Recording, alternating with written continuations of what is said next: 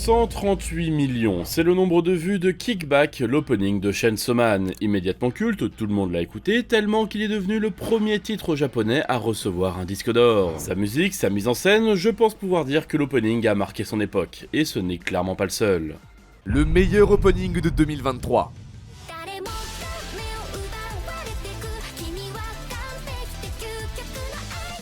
Même si t'as pas vu l'animé, t'as forcément déjà entendu ça. Chanté par Yoasobi que tu connais pour Beastars saison 2, en une semaine, ce nouvel opening monte à 100 millions de vues et aujourd'hui, il est à 373 millions. Du même auteur que Kaguya-sama, Oshinoko est une plongée dans le monde du show business japonais. Après leur mort, un docteur et une jeune fille malade se réincarnent dans le corps des enfants de leur idole préférée, Ai. Alors dit comme ça, c'est bizarre, mais c'est une folie. Tout bascule lorsqu'un fan la poignarde avant de se donner la mort. Dévastés, Aqua et Ruby montent les échelons dans l'entertainment, le premier pour venger sa mère, l'autre pour honorer sa mémoire. Mais les deux découvrent les côtés sombres du métier, un milieu violent où tout le monde cache son vrai visage. L'opening nous le montre tout de suite, la musique mélange les accords typiques de J-pop pendant qu'un chœur menaçant chante en fond. Ai chante à l'intérieur d'une télé, une manière de dire tu ne la connais pas vraiment, tu ne vois que des images d'elle. Mais la caméra s'approche et passe de l'autre côté de l'écran. Comme l'animé, l'opening veut nous montrer Ai derrière le masque. Toute la mise en scène joue sur l'identité des personnages, qu'ils sont vraiment comparés à l'image qu'ils veulent renvoyer d'eux-mêmes. Ça passe principalement par les yeux, comme dans le reste de la série, les couleurs des pupilles crèvent l'écran. Scintillant mais toujours avec une part de ténèbres, c'est la première chose qu'on voit. C'est le vrai thème de l'opening, tout est plus profond qu'on ne le croit. Quand Aqua se tient sur scène dans son ancienne apparence, face aux bâtons colorés des fans qui dansent, on se dit que ça représente son avancée dans l'industrie. Il observe maintenant le monde de là où se tenait sa mère. Mais les mouvements s'accélèrent et rapidement les lumières ressemblent presque à des yeux démoniaques. Le plan d'après, une rose blanche brûle, son innocence part en fumée. Pendant le refrain, alors que Ai chante, il la cherche frénétiquement, hanté par son fantôme, écrasé par la pression de sa vengeance, il court derrière un souvenir brisé. A l'inverse, sa sœur Ruby est très différente. Elle qui n'était qu'une fille mourante et sans avenir, se réincarner était une deuxième chance. Elle choisit de se battre pour elle-même. On la voit, Ruby entre sur scène comme sur un champ de bataille. Le prisme juste avant le refrain résume tout, une même origine, mais deux parcours différents. Plus ils avancent et plus ils s'éloignent. Et pendant que le visage de Ruby se couvre de lumière, celui d'Aqua est plongé dans l'ombre. Ai, au centre de tout ça, n'apparaît carrément pas en entier avant le refrain. Tout est fait pour la rendre iconique, une étoile dans chaque œil, à la fois l'ombre et la lumière, la source des motivations d'Aqua et de Ruby. Finalement, le titre arrive, l'image glitch avant de disparaître pour nous rappeler une dernière fois que ce que l'on regarde est une image. Même si après tout ça on pense connaître l'intimité des personnages, on ne voit qu'une facette d'eux-mêmes. Oshinoko a le meilleur opening de 2023. Aucune compétition, la puissance des symboles est digne de Chainsaw Man et aujourd'hui la musique est culte. En accord avec son temps, tout est fait pour que les gens l'écoutent en boucle, en fassent des danses TikTok et les partagent en masse. C'est ironique de voir un animé aussi critique monter au sommet de l'industrie qu'il dénonce. Les drames que raconte Oshinoko pourraient arriver dans notre monde et son opening contribue à le rendre encore plus réel. Le meilleur opening de l'attaque des Titans.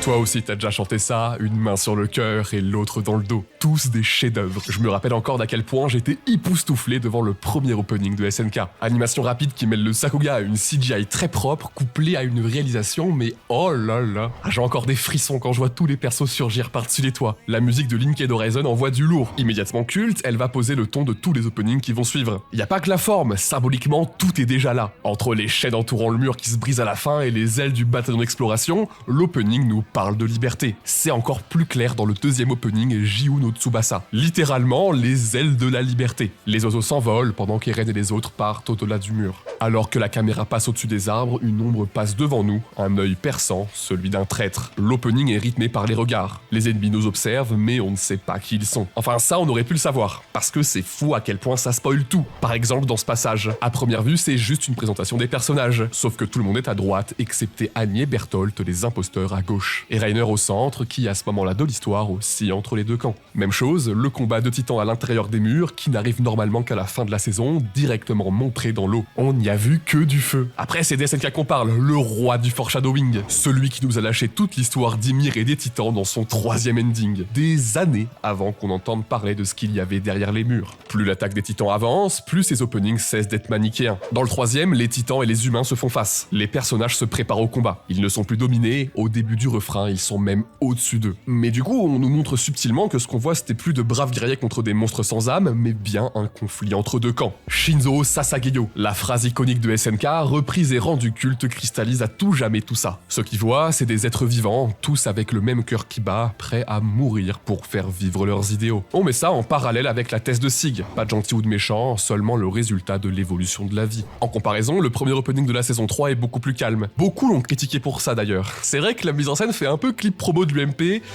Tous ceux qui veulent changer le monde, venez marcher, venez chanter. Voilà, donc là je viens de perdre du temps à monter ça du coup, hein, super. Si on prend le contexte de la série, c'est bien d'en avoir un peu plus tranquille, qui se concentre sur le trio Eren, Armin et Mikasa. Comme ça, dans la saison suivante, quand le groupe se fracture, on est encore plus dévasté puisqu'on comprend vraiment la profondeur du lien qui vient de se briser. De même, Eren de dos aux côtés de sa version plus jeune sur les paroles Like a Fallen Angel est un des moments les plus forts, tout opening confondu. Eren est l'ange déchu, même quand l'enfant qu'il était le bouscule et tente de lui parler, il reste stoïque. Son innocence a disparu, plus rien ne peut l'arrêter. Le 5e opening rassemble tout ça. Il n'est pas aussi puissant thématiquement, mais il reprend tous les symboles développés jusqu'à présent dans une ultime démonstration technique avant...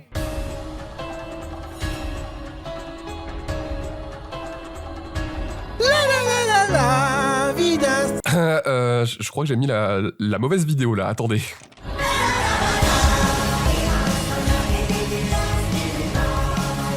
L'opening le plus marquant de toute la série. Ceux qui l'ont critiqué à sa sortie n'étaient juste pas prêts, et ceux qui le critiquent maintenant le sont toujours pas d'ailleurs. My War est à des années-lumière de tout ce qu'on attendait. Normal, on vient d'apprendre la vérité sur l'extérieur des murs, toute notre vision du monde est chamboulée. Les couleurs, le montage erratique, la folie dans la musique, on représente parfaitement le chaos de la guerre. Les oiseaux tombent, la liberté que cherchait Eren n'existe plus. Il ne reste qu'une chose, le grand terrassement. Le héros qu'on aimait a beaucoup changé. Même si au fond de lui, il est resté ce même garçon pleurnichard, il n'a plus le choix. Inexorablement, il avance, prêt à détruire le monde. Chaque opening de SNK apporte quelque chose d'unique. Ensemble, tous créent une symphonie. Étalée sur plus de 10 ans, elle a façonné une génération, nous faisant rêver, pleurer et chanter.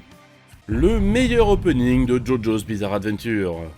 C'est un pilier du monde du manga et de l'animation. En 36 ans, il a influencé le monde entier. Même les dessins animés chez nous lui font des clins d'œil. Aujourd'hui, JoJo n'est plus un simple animé, c'est une institution. Et ça se ressent très bien dans ses openings. Ils sont immédiatement reconnaissables en mélangeant de la 3D extrêmement bien éclairée avec beaucoup d'hommages directs au manga. Ça crée de vraies performances d'animation. Le premier opening est très fluide, aucun cut, chaque élément amène au suivant grâce à des astuces de mise en scène. Et pour couronner le tout y est fait pour présenter la dualité entre Jonathan et Dio. Car d'abord frères, ils finissent par devenir ennemis jurés, notamment lorsque ce dernier utilise un masque maudit pour devenir un vampire et tuer leur père. Un combat épique qui va influencer toute leur descendance. Sonochi no Sadame, le destin de ce sang. C'est le titre parfait, posant les bases d'une épopée qui va durer plus d'un siècle. Le deuxième opening garde la même esthétique, mais dans une ambiance plus colorée, plus funky, jouant sur les silhouettes couplée à une musique franchement entraînante. Mais ce n'est clairement pas ça qui l'empêche de nous donner des gros plans de crayon bien lourds pour montrer la menace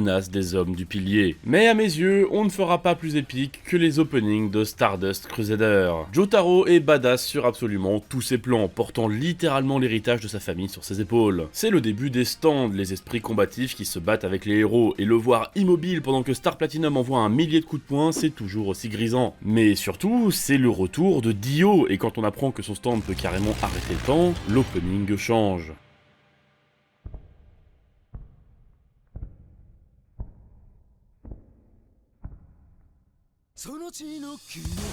J'étais ultra surpris en voyant ça pour la première fois, ça rajoute une portée énorme à Dio, capable d'arrêter l'opening lui-même. Depuis, les méchants qui perturbent l'opening, c'est devenu une tradition. Dans Golden Wind, Diavolo fait la même chose, tandis que dans Diamond is Unbreakable, lorsqu'on découvre le dernier pouvoir de Kira, l'opening repasse carrément à l'envers. Diamond is Unbreakable qui adore multiplier les versions de ses openings, 3 openings pour 5 versions au total. On commence par une ambiance drôle et colorée, puis au fur et à mesure que la menace de Kira avance, on passe de l'enquête à une angoisse omniprésente.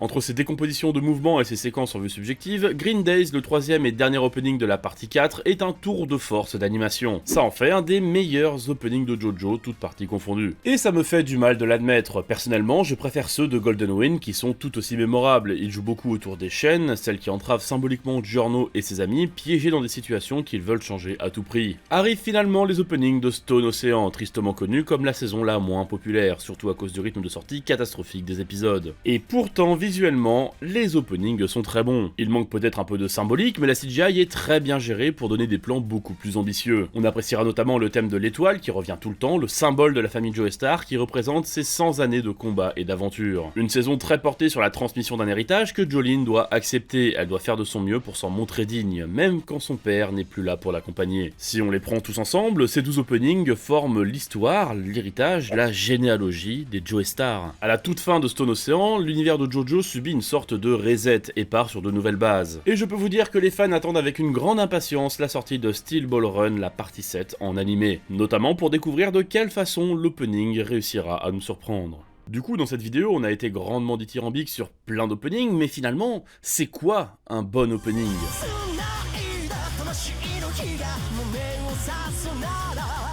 Soul Eater est un de mes mangas préférés. J'adore les personnages, les thèmes, le style, les designs. C'est une pépite qui m'a montré la force que l'animation japonaise pouvait avoir sur les gens. Si seulement l'animé ne se cassait pas la gueule juste avant le sprint final en changeant la fin, dégoûtant les spectateurs de suivre le manga. Une vraie honte, franchement je milite pour un reboot. Mais au moins, il nous a donné 2 openings légendaires. Le premier est celui qui m'a le plus marqué, en commençant par 13 secondes de plan séquence avec des jeux de perspective, des mouvements de caméra, le tout entièrement dessiné à la main. Et oui, la CGI à ce niveau-là, ça existait pas à l'époque. Comme si ce n'était pas assez, un peu plus tard, on en remet une deuxième couche, avec 7 secondes avec encore plus de mouvements. Rien qu'avec ça, Soul Eater, il a pris ses coucouilles et l'a posé sur la table. Sans compter les plans très solides sur l'héroïne qui saute, balaye des ennemis avec sa faux, toujours entièrement fait à la main, une sorte de chaos organisé, une folie. Et ça tombe bien car c'est le thème au cœur du manga, la lente destruction de l'esprit des personnages. Plus ils se battent, plus leurs âmes se font lentement dévorer. À la fin du premier opening, Soul et Maka, les 2 héros principaux, se rejoignent et s'attrapent fermement pour combattre les ténèbres, mais dans le deuxième, on découvre qu'ils perdent, qu'ils se retrouvent seuls à la merci des ténèbres. À la fin, Soul semble crier de désespoir en tenant la dépouille de Maka dans ses bras, le symbole de leur descente aux enfers. Et très franchement, aujourd'hui, je trouve qu'on ne fait plus vraiment d'animé comme ça. L'ambiance, le rythme, le style graphique, Soul Eater respire la fin des années 2000. Maintenant, c'est aussi normal, car tout doit bouger avec le temps. On commence à faire des traits plus fins, avec des shaders et plein de particules dans tous les sens. C'est super cool, on adore s'extasier sur ces openings sur Twitter, ça fait vivre la hype et ça rassemble les fans. Mais ça révèle aussi une vérité profonde, les openings sont avant tout des outils promotionnels, c'est le visage de l'animé, leur vitrine, plus il attire, plus l'animé trouvera le succès. C'est comme ça que le 25e opening de One Piece, The Peak, a bien buzzé sur les réseaux. Il faut dire que tout ce qu'on nous montre pendant le refrain, c'est absolument phénoménal, on a rarement vu quelque chose de ce niveau, même dans des films d'animation japonaise. Mais le considérer comme un des meilleurs openings de One Piece, c'est oublier un peu trop vite que pendant 45 secondes au début, on nous donne un plan fixe, et ça c'est juste triste. Mais une autre façon de bien marcher, c'est de commencer à intégrer des danses ou des mouvements reconnaissables dans l'opening pour être repris sur TikTok, c'est littéralement de la pub gratuite. Oshinoko l'a bien compris avec la danse des 2 enfants avec les bâtonnets lumineux, mais c'est aussi ce qu'a essayé d'appliquer Zom 100. Une comédie dans un monde ravagé par les zombies, l'opening a vraiment tout pour plaire, une musique catchy chantée par un auteur en vogue, des grosses séquences de Sakuga pour les puristes et pas moins de 3 danses différentes. Ça aurait été parfait, digne d'être parmi le top des animés de la saison s'il ne s'était pas planté en cours de route. La production a été chaotique, les délais ont été trop serrés et la version de l'opening que tout le monde a vu en premier,